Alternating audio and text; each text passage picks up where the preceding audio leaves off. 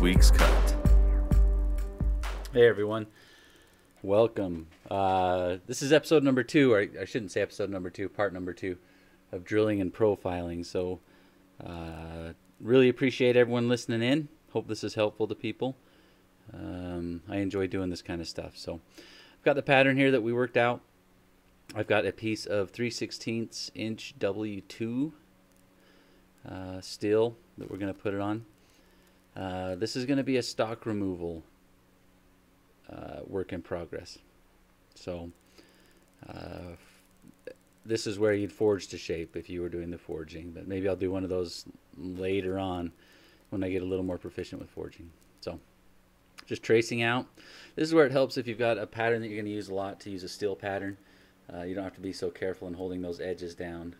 They tend to roll, especially after a few times on a piece of paper. So I gotta stop saying and so. When you record stuff, you realize how often you say things, and I guess that's the way it goes. Not much to explain here.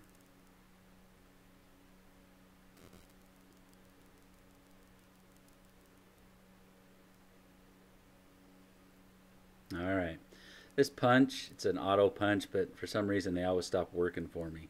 So I kind of wiggle it back and forth to make the mark. That's why it looks like, and that's a big thumb. Anyway, if someone knows how to get these to work again after they stop working, I would love to hear. I've taken it apart and tried to put it back together to make it work, and it just doesn't work. But I'm just marking the center holes on those weight reduction and the pin holes down onto the steel, so I know where to drill. Still not working.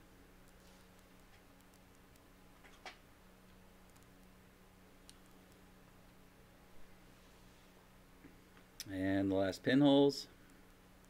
Alright. You can't see them, but I'll mark them with the pen. Those are the 2 1/8" holes. That's a weight reduction. That's a pinhole. That's a weight reduction. That's a pinhole. I left one of the weight reduction holes out. That's a pinhole. That's a pinhole. I'll catch the weight reduction hole that I missed here shortly. Alright, so that's where you're going to be drilling.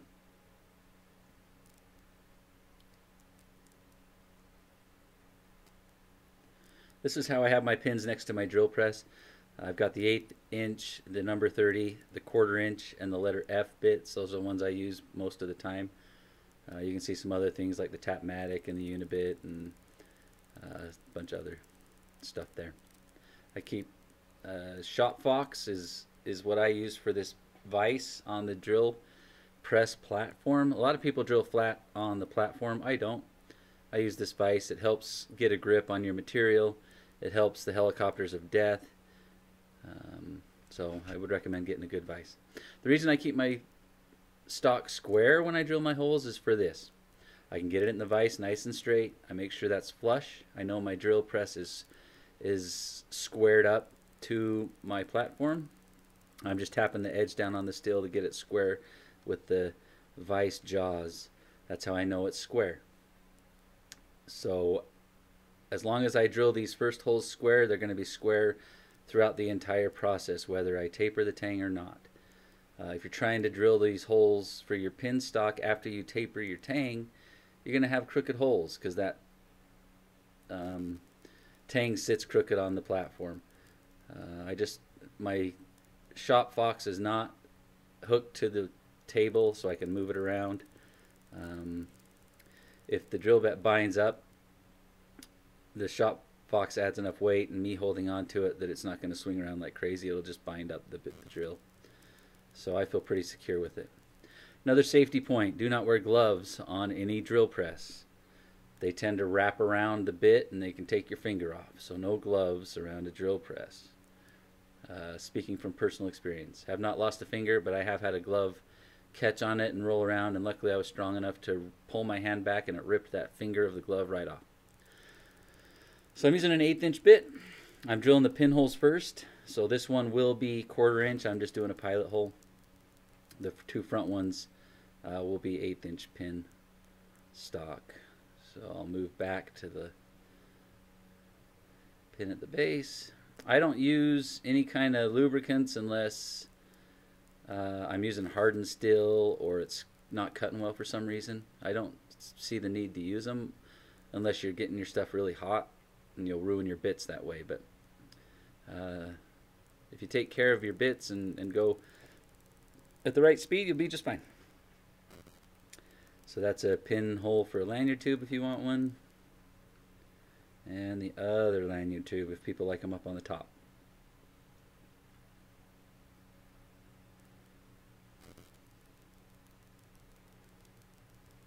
All right.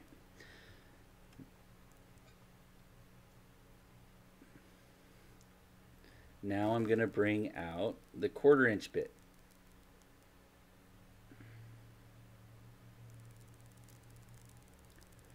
And I'm not going to do the front ones because I want to keep them 1/8 inch. You can see how it's cutting nice. Nice piece of annealed W2. This piece is actually from Aldo, New Jersey steel bearing. I saw where Jason Knight had mentioned that W2 hadn't been made for 40 years. I don't know what the basis of that is. I know that I have some old round stock that everyone loves to try to get a hold of. I call it Don Hansen because that's where people got it from. But anyway, maybe someone's got information for me. But Aldo Bruno offers up W2. So I left out a I left out the 1/4 inch hole there. I don't know why I forgot that, but the camera's making me nervous, obviously. And I left all the mistakes in this because I still make lots of mistakes. Just as long as they're not the mistakes that you can't come back from on a piece of steel. So take that other pinhole out, 1/4 inch. Now I'm going to go to the number 30 bit for those 1/8 inch pins. So 1/8 inch is 0.125 inches. Number 30 is 0.1285. So I'm just oversizing those holes just a little bit to make up for any kind of angle problems and to leave some room for some glue to keep those pins nice and solid. Now I'm going to, I believe, I can't remember, let me see what we're doing here. Yeah, so this is the F bit. So 1/4 inch is 0.250. F bit is 0.257. So just slightly larger, cleaning out those holes so that the pins go through it easy. And I only do this on the holes that may have pin stock going through them. Alright, now I'm going to cut out the, that's the hole I forgot to mark. And I'm going to do one there too. I want to get as much steel as possible out of the butt end of that knife so that the balance is good. Tapering the tang also helps with the balance. So I think it's really hard to get a balanced knife if you don't taper the tang. So those marks are just to remind me which ones are pinholes so I don't use the unibit and ream them out on accident. Just learning from my past mistakes. So again, I'm going to do a pilot hole for those weight reduction holes. And there's just an 1/8 inch bit. 1/4 inch bits cut a lot better, and I could probably just hit it with a 1/4 inch and do that, but removing less material, the better. 1/4 inch bits are more expensive than 1/8 inch bits, so that's my logic on that.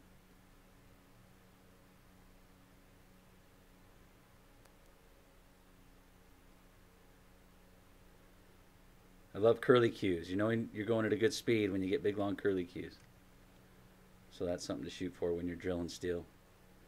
Big mistake people make is drilling too fast. You need your drill bit set or your drill set on a slow speed to cut steel. Works great on wood when it's fast, but it doesn't work so great on steel. I need to clean up my shop. Got a piece of wrought iron back there. I've been practicing my forging, so I got stuff everywhere. Sorry about that.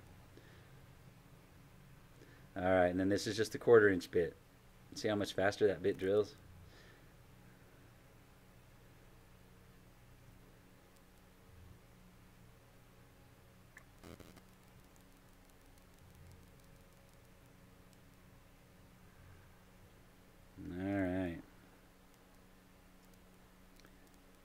If you're getting blue chunks of steel coming out, it means you've heated your steel too much.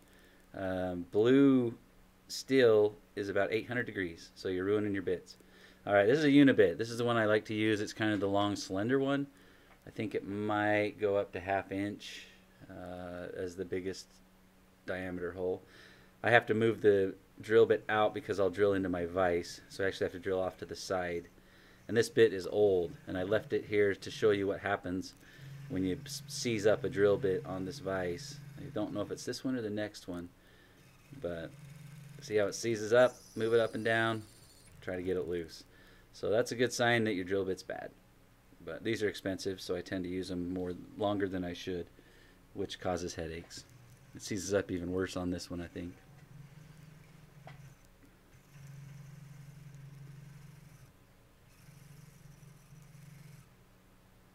And you could use some lubricant to fix that. Yeah, so I shut it off. And there's a problem with a dull bit. Alright. Usually I can work it out, but I think I've got to go grab some pliers to get it out this time. That wouldn't grab it. No. Get some channel locks, Ryan.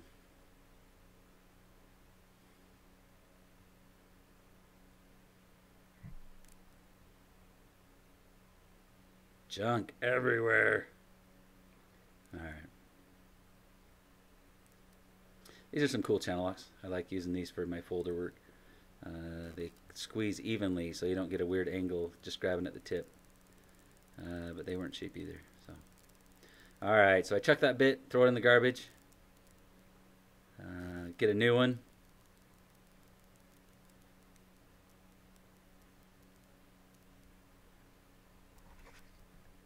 There's a new one.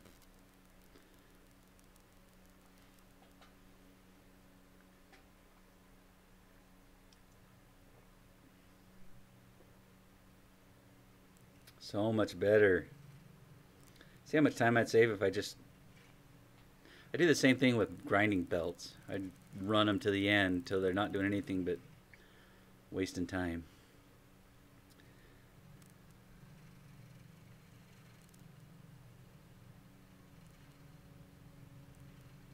Just want to make sure you don't go too big a hole so that you only have a thin amount of layer on those edges. You want to keep strength in there. So this one I don't go all the way through to the 1/2 inch. I think I stop before that because it's a thinner portion of the blade. And then I'll flip it over because I didn't get all the way through so that the sides are even. Otherwise you have a shelf on the inside. And I'm just kind of using it as a reamer to clean out that sharp edge. That's where you cut yourself if you're not careful running your hand across that backside. Alright, so there's your pinholes and your drilled out portion. Here we are in the bandsaw. This is the Porta-Band with the swag off-road tabletop. Look at that shop. That is horrible. Alright, today's a shop cleanup day, obviously.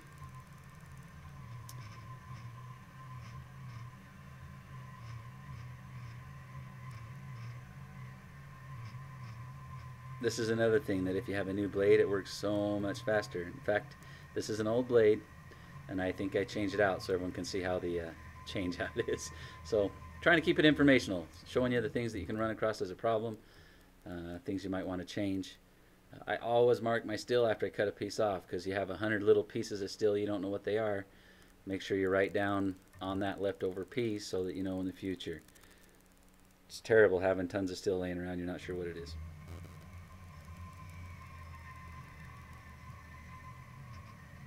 Notice on this saw also, it's at the slowest speed, very slow. That's why the other bandsaws don't work as well. So wood, you can go fast. Metal, you gotta go slow.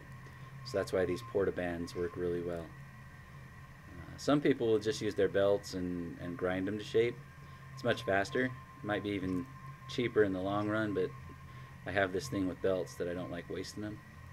So I tend to do most of my profiling on this bandsaw.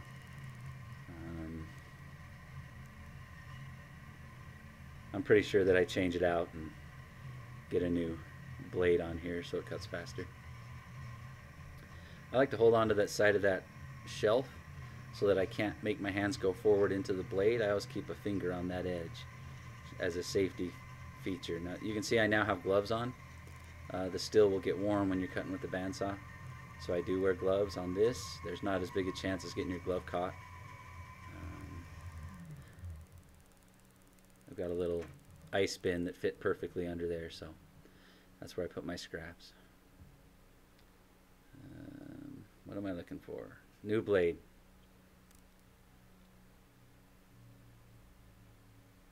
I think these are 18 teeth per inch. You can even get away with the 14-inch teeth per inch, and they actually cut really fast, but if you heat them up at all, it'll shear the teeth off. So I like the 18th inch, unless I'm cutting wood or 18 tooth inch. So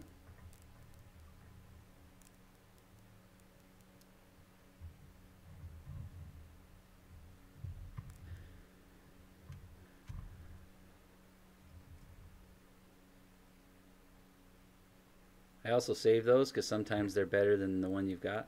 So I'll put those aside, and sometimes I have to go through and find the best of the worst so that I can use it in an emergency.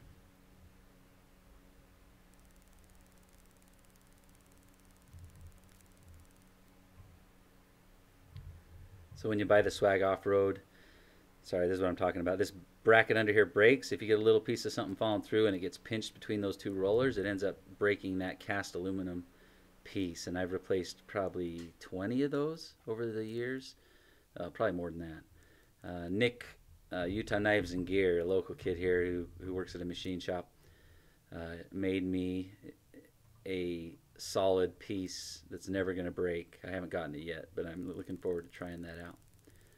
So the new Swag Off-Road tables, that brighter metal part that the steel rests on, they have a thinner slot now that they sell them with so that less material falls down in there.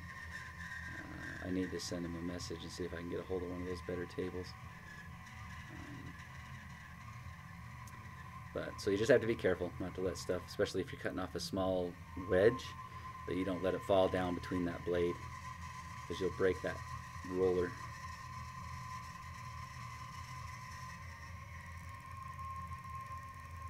I was saying something, I can't remember what it was. Just more profiling.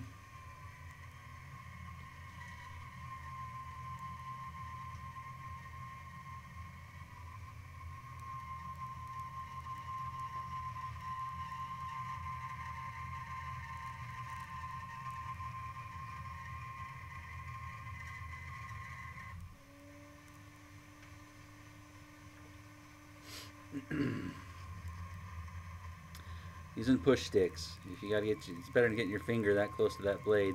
Probably not going to take a finger off, but you will cut deep into the front of your finger, and it's usually your thumb. And if you've ever tried to do work for a day with a big split thumb into your thumbnail, sometimes not a pleasant injury to work through. Obviously, there's worse things out there, but use a push stick.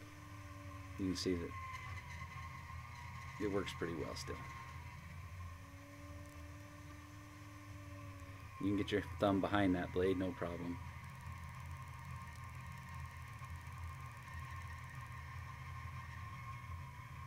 It's probably a good time to say, wear your safety glasses. I don't think I have safety glasses on at this point, but do wear your safety glasses. That's my advice to you. And I need to start wearing them more often. I forget and don't wear them, and forget how important your eyes are till you get something in it and you worry about it.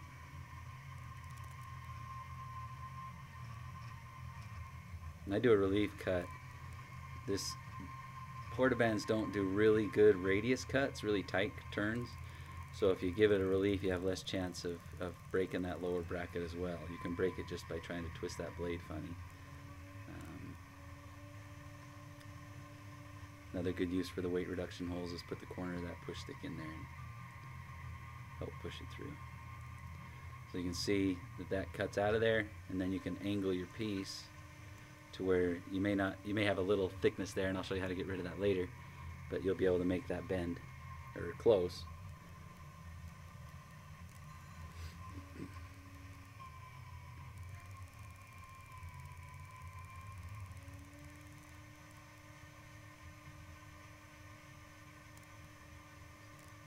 That screwdriver sticking in the wall on the right is for pieces that get wedged down in there to get them out of the way. So it happens. All right, rough shape, rough profile. Now we are over. This is my KMG grinder. That was my second grinder. I made my first one, did the no weld plans, and there's my beloved TW90. Love this grinder. I've also got a disc grinder that I hardly ever use, but I need to. I need to get better at it.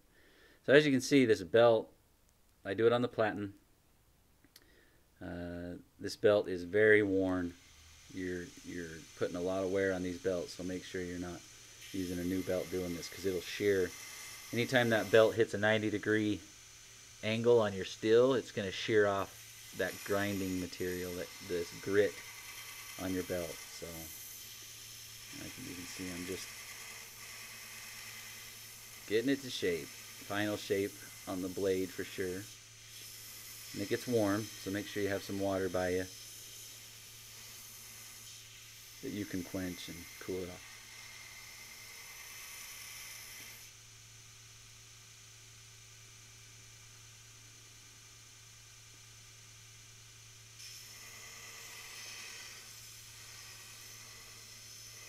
More shaping.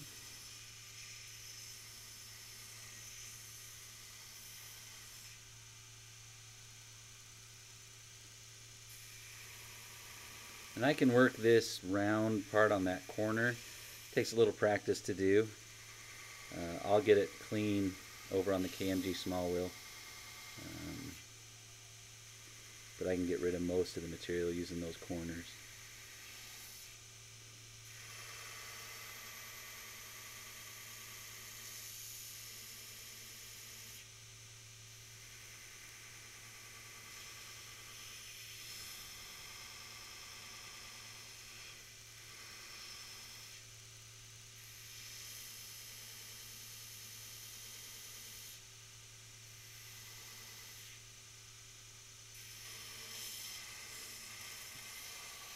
Getting this nice, and sometimes I'll actually modify the design a little bit even in this portion of it. Sometimes once you've got a piece of steel in your hand, you can hold it, things look different to you, and you adjust it a little bit. This one I think I left pretty much how we had it drawn. Looks good. Give it a good test hold. Alright, now over to the KMG. There's the small wheel right there.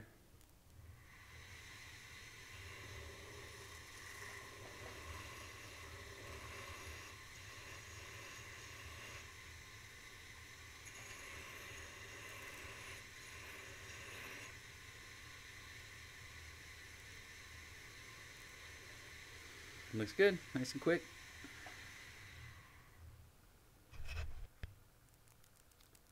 Alright, I don't remember what we're doing here.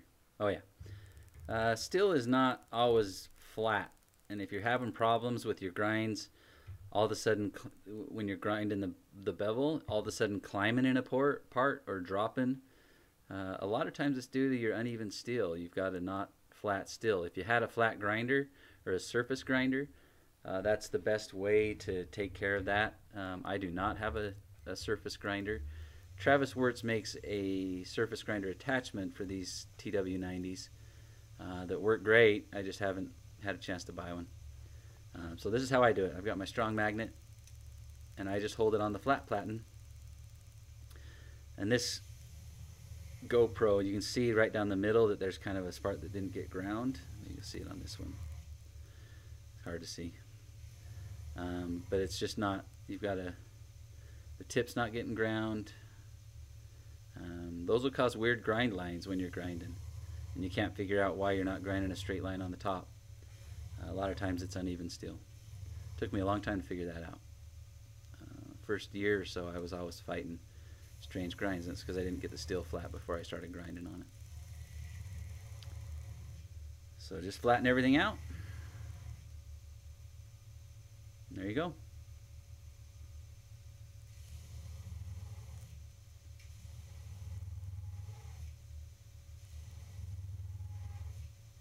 Still working on it. All right. Looks good.